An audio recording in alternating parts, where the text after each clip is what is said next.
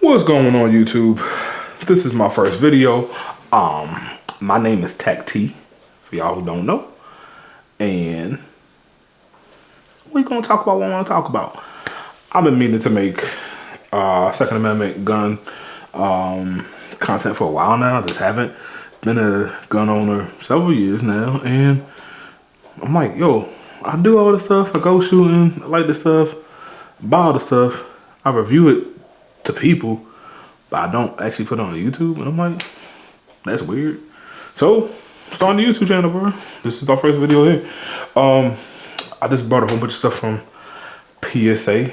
As y'all know, Port Salute Arms, as some people call them, or I like to call them Palmetto State Armory, because that's what their name is. And yeah, let's go over the stuff I got, and we'll talk about how this channel's gonna be. Let's do it. So, first and foremost, we're gonna be talking about everything from how to conceal carry, what it looks like for big men, how to protect your house, and how to navigate the DMV, which is where I live. And we're gonna talk about all states too. I'm gonna get to those later on, but yeah, it's gonna be especially like for the DMV if you live in the area, how to navigate this place. You know, we got 3 different jurisdictions that we gotta deal with, and then you have 80 something different police departments, all within this beltway. So yeah, I know it's a lot, but yeah, let's get into it.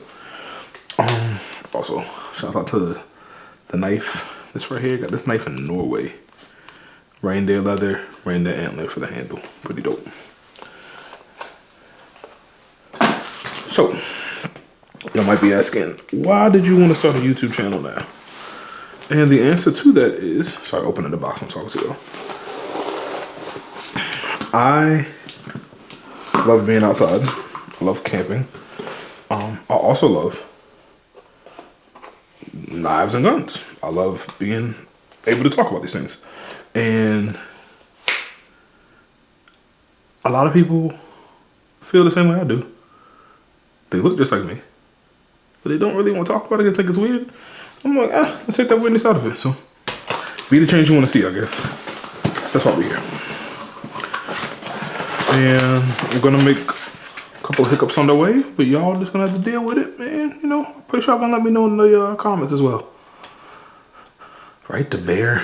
I'm gonna say, yo, these stickers I got when I was in my condo before this, I used to throw these stickers out in the trash can, in the trash chute, and I guess I had so many stickers I was just throwing out. One day I looked at the dumpster, and our super started putting these on the dumpster, and I was like, oh, okay, I gotta find a better way to discard those things. But yeah, it's funny. So yeah, if you live in the DMV, you know where I used to live there. The dumpster that has nothing but Palmetto State stickers on it.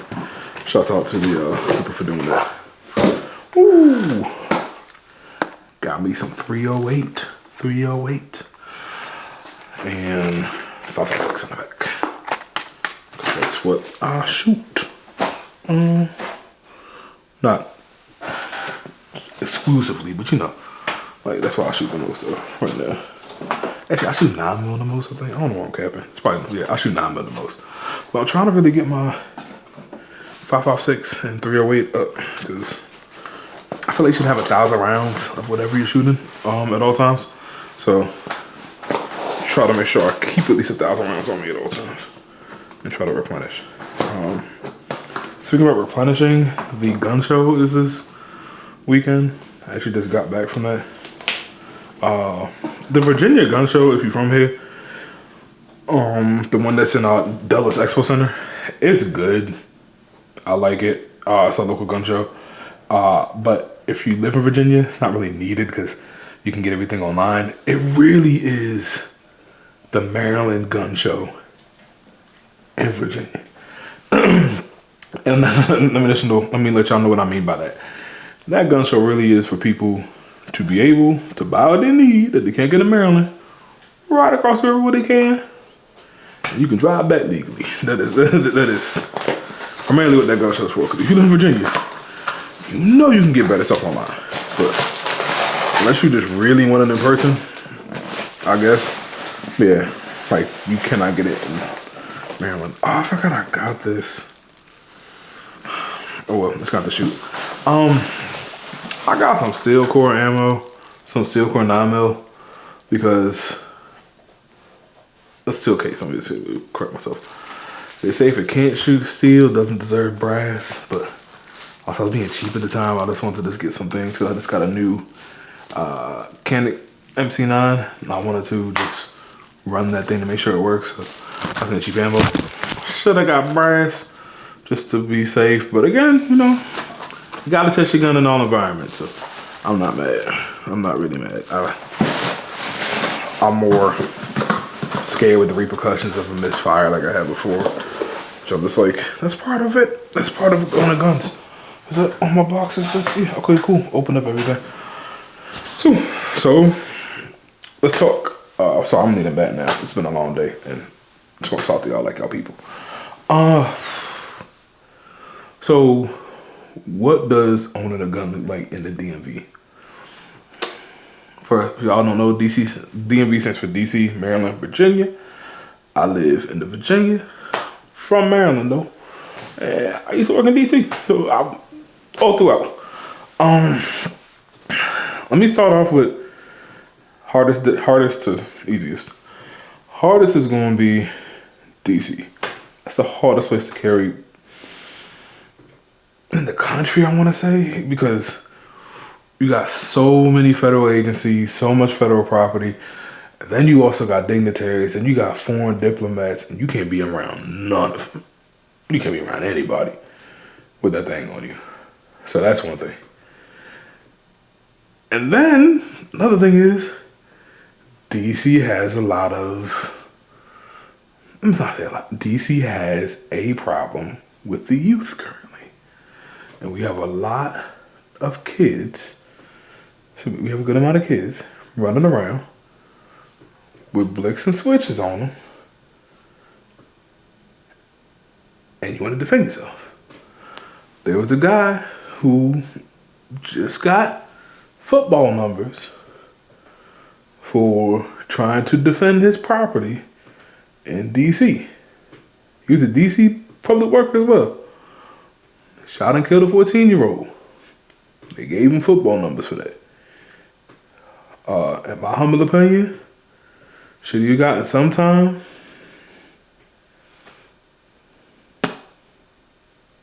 I'm not sure. Kid was on his property when it happened. Like, it was a damn if you do, damn if you don't. Like, you can't let somebody rob you. You can't let somebody do that. You can't let somebody do that. But DC thought otherwise, and he got football numbers, bro. It's extremely difficult. 20 round capacity on you, period. Not 21, 20. 10 round magazines. That's the most you can have you at any time.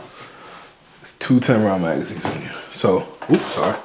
I got mine for mechanic right here. This is a 10-round mag. And I got 2 Glock 19s for my PSA dagger as well. I have my dagger registered in DC. Just cause like if I lose it, something happens, I ain't gonna hurt. I mean, the dagger, I view it as one of the most cost-effective pistols on the market right now. I got my compact for like $2.99. Came with like 10 mags. Can't beat it. You have to register every firearm in DC. Every firearm. So even if you're still carrying, you have to register that firearm. So I registered my dagger. That's the one I carry in DC. And I'm gonna register my mechanic eventually, like my meta.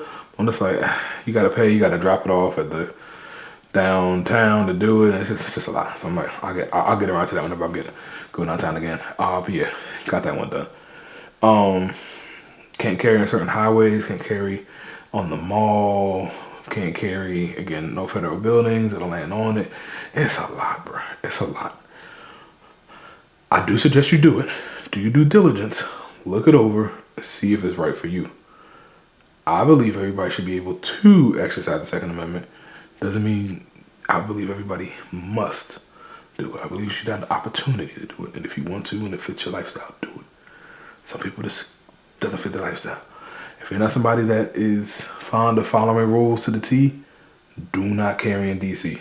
You will get football numbers. What are football numbers? 7 years, 14 years, 21 years. Are you able to do that? Are you able to take a 15-year bid? I'm not. I ain't built like that. That's not me. If that's you, you got a big dog. That ain't for me. Yeah, so like I said, it's really challenging. But once you get your concealed carry, it makes it a little less challenging. But it's still very challenging, even doing so. And DC wasn't finally given permits for like a very long time, and there was a big case about that when I was growing up. And yeah, it was just crazy because for a while DC just had no handguns, and then they were like, no handguns. And I already stepped in and was like, really? You sure about that? You know, and yeah, that got overturned. And now they started giving non-resident permits. I got mine. It was a great class. Shout out to my firearms instructor. I will put his info on the screen now. Make sure you sign up for his classes. He did an amazing job getting me to shoot better. I still need to train. And if he offers any training classes, I'm going to take them because I still need to train. Make sure you train. That's all I'm going to say. We'll get to a whole video on that later, but make sure you train, please. And I submitted my paperwork, went through. They said it was going to take like 2 months. People see it online and all that. I still have a clearance from previous job and all that and do everything. I'm not sure if that helped with that. But I got mine in like a week and a half after submitting the paperwork. Went like right through.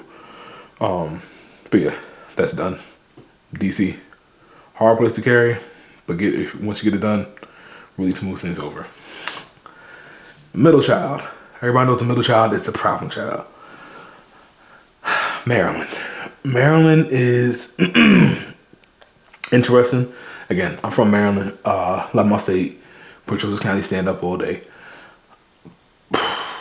It's hard to describe Maryland gun laws because they're bad, but also they kind of know they're bad, so they leave a lot of just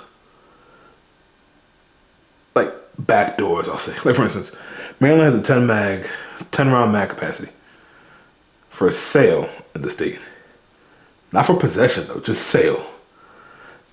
You can possess any magazine you want, which is weird, but you can't buy a magazine over 10 rounds in Maryland. A gun cannot be sold with a magazine over 10 rounds in Maryland.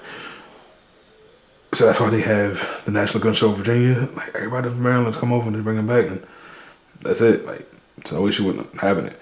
Also, the wear and carry permit is done state, not county there.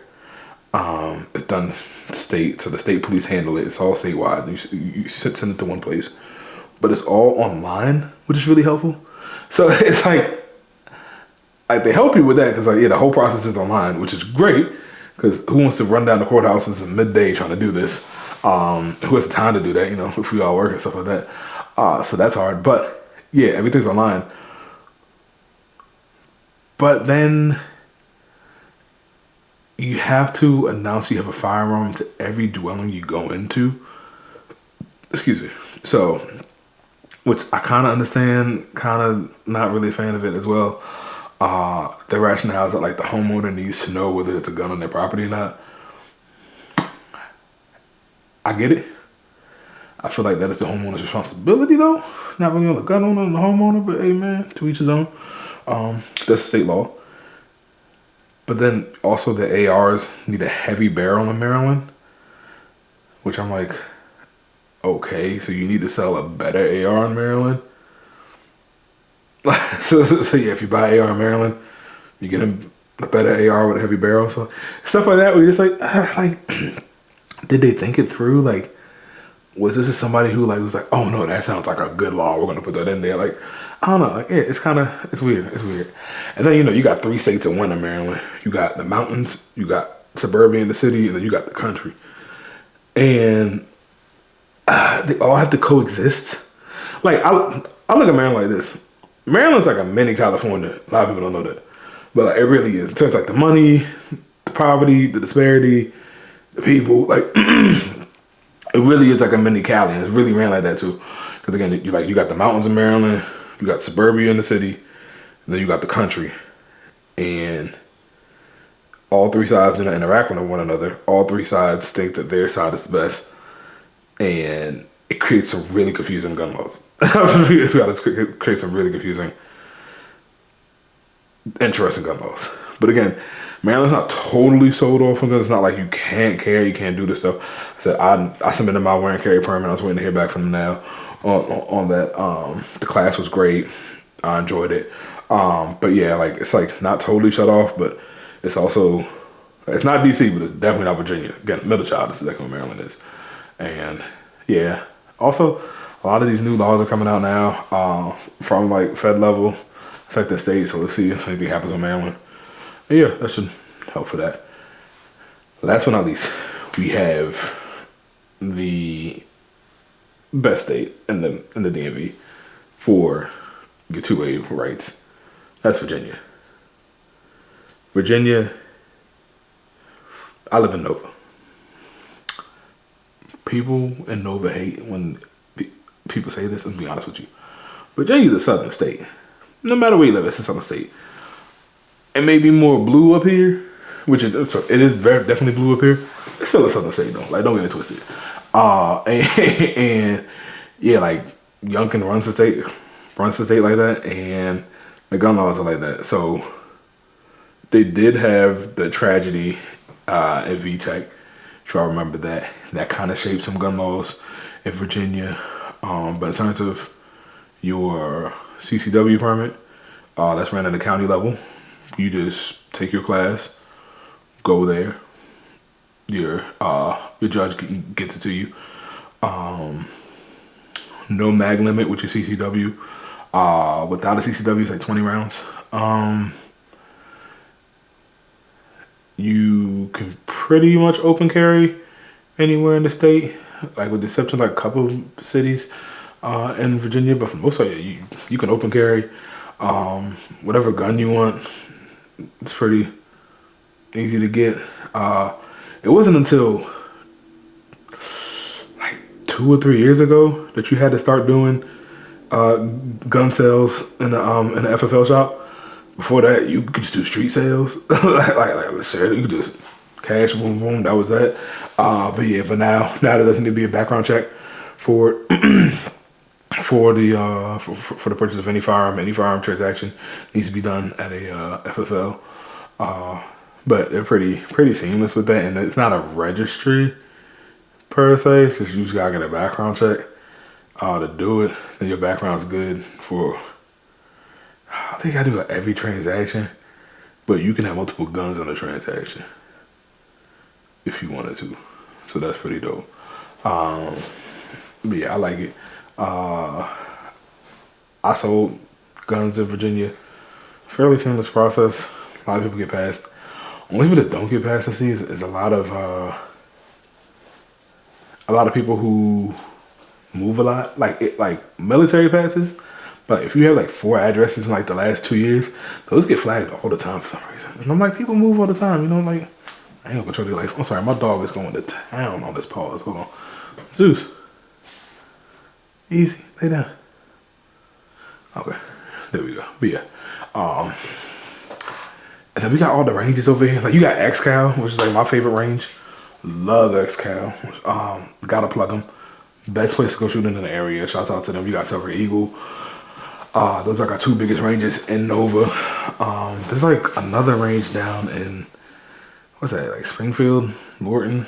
I think they down there. Can't remember there. That's what they're training at. Can't remember. Also, you got a long range in Quantico. because you go down there on certain days and you can shoot like 1,000 yards. It's ridiculous. Beautiful, but ridiculous. I gotta get out there and make a video for you. But yeah, that's what they have. It's a great place to do it. I think it's the best out of all 3 states. Can real easy do. Get your CCW here, seal, walk around. Also, signs aren't enforceable in Virginia, which is what I love. So you could just have it on you, ain't gotta say nothing, walk about your day, go about it, all good, leave, do everything you gotta do. Bam, it's great. Love everything about Virginia when it comes to that. But yeah, those are the 3. Let me know if you have any questions. Let me know if you're trying to apply for your CCW or your wear and carry in any of these places. I can definitely tell y'all how to get that paperwork done, what it looks like, what the time frame for that is. And if y'all looking to train, again, I will plug my instructor in here. Again, he was amazing. Great guy, great class. Gotta try it. Again, it's your boy Tac-Tee. If you have any questions, holla at the boy. Don't forget to like and subscribe. Do not forget to like and subscribe to this channel. We're gonna blow the channel up. We will be the biggest two-way channel in like 2 years. We just gotta keep at it. So I'm gonna need y'all to like this joint. I'm gonna keep making videos for y'all. I think my next video I'm gonna do, we're gonna talk about how to carry for a big guy. All right, I just got the 945 industry bags. I'm gonna review those for y'all. And I got a JX tactical holster. We're gonna review that for y'all too. We're gonna review how the big guys carry. Love y'all. See y'all in the next one. Again, stay strapped, stay blessed, stay safe. Peace.